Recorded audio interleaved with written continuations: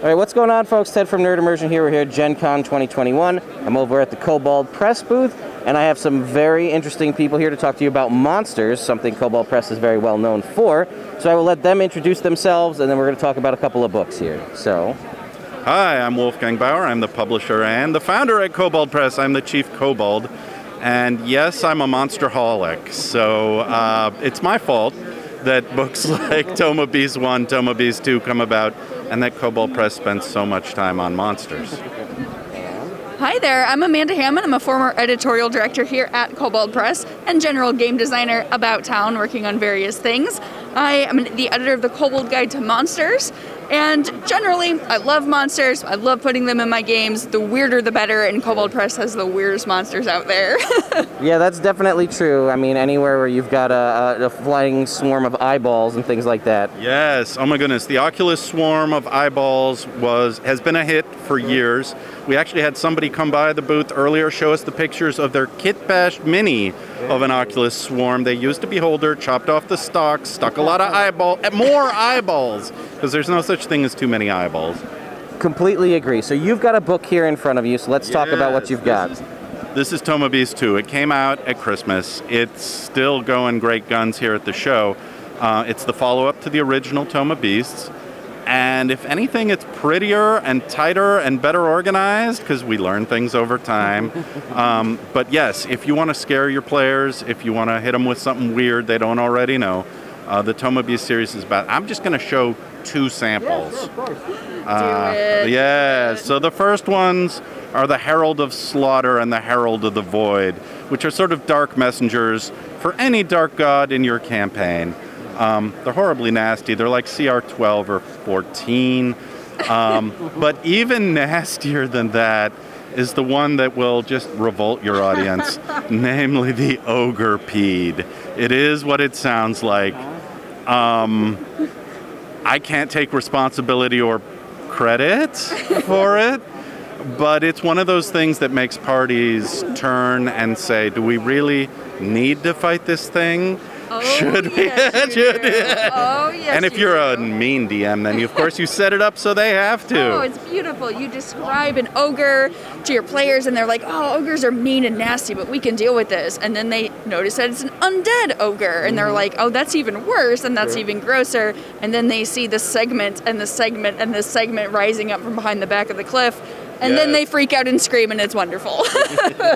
So let's talk about this new book here that people may not know about what it is or what it's even for. Absolutely. So this is the Kobold Guide to Monsters. This is one in a series of Kobold Guides. If you're not familiar with what the Kobold Guides are, they're collections of essays from the top gaming luminaries in the business about exactly what their expertise and love about these topics are. This one is all centered around monsters, as you can tell by the title. And we have the essays split up into concepting monsters, coming up with a cool idea for creating homebrew monsters and new monsters for your game. This gentleman here in that section wrote an essay about using folklore to draw inspiration from and creating effective monsters using that. We also have a section on detailing monsters, which gets into some of the mechanics about how to make monsters shine when they're at your table, the types of actions that you can have them take to make them memorable, to make them effective, and to make players really want to see more about what that monster is like. And then we have a section on using monsters, which is all about game mastering and DMing and creating memorable encounters and setting up monsters to have a real good narrative effect and to very much be a story at the table. And there's a lot of non-standard content in here as well. We've got an essay, for example, from Shauna Germain of Monty Cook Games. She has written about making friends with monsters when there's a monster that, comes to your party. There's always one, right? Like it's Meepo the Kobold. Everybody wants to make friends with the little underdog Kobold. And that's their first mistake. Yep. But from the Kobold perspective, that sidekick, that friendly monster, or the big tough ally, right? Absolutely. There's always some crazy bard who says, what if we made friends with the Ogre Pede? What would happen? I'm like, this is a terrible idea, but roll for it, right? Now you have an attackipede. And it's just great. It's great to see all of these top tier minds just on display, talking to us about why they do what they do and what it is that makes their work so effective. We've got folks in here like Mike Mason, the creative director at Chaosium, talking about what makes monsters scary and how does he describe his monsters, which, you know, Lovecraftian stuff, you don't get anything scarier than that. Right. And we just have so many wonderful folks who have written essays, including Celeste Conowitch and Mike Shea from Sly Flourish, and just all kinds of people with fantastic ideas. So this book is just a really invaluable resource for any DM out there who's wanting to create monsters or use monsters or just up their game. Sure. So if people wanted to, I know we have some here at the show, but if people wanted to get this, what's the best way to do that? Well, there's a couple of ways, depending on what you like, right? The soft cover's available at your friendly local game store. It's certainly available at the Kobold Press store online. The PDF is out in all the usual places, like Drive-Thru-RPG, and again, the Kobold Press store online. And I think the Kindle version's coming. And at some point, I shouldn't say, maybe it's not been announced, we're trying to do an audiobook. So I recently have found some of these books from some of the people you're talking about have shown up in audiobook. And me personally, you know, I'm driving in the car, I don't have a lot of time to read, but I do have commuting time.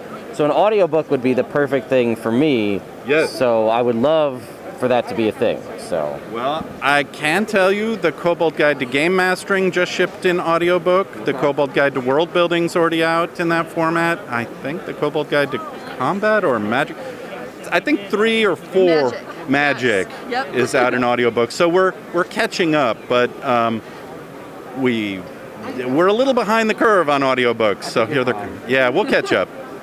So there you go, folks. Not only can you possibly get these in print form, but audiobook in the near future. So we've still got a little time left. Is there anything else that either of you would like to say about Kobold Press, monsters, anything else, or we'll just close it out?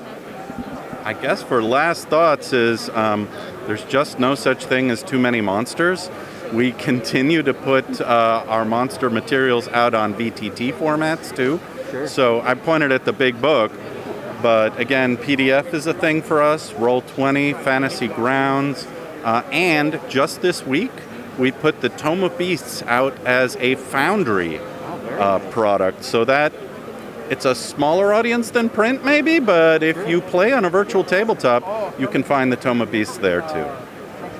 Anything from you, Amanda? Ooh, just to check out all of the awesome Kobold Press monsters and let your imagination run wild. We've got weird stuff in the monster books, but you can make it weirder. We believe in you. All right, folks. Well, thank you both so much, and I'll see you guys at the next interview.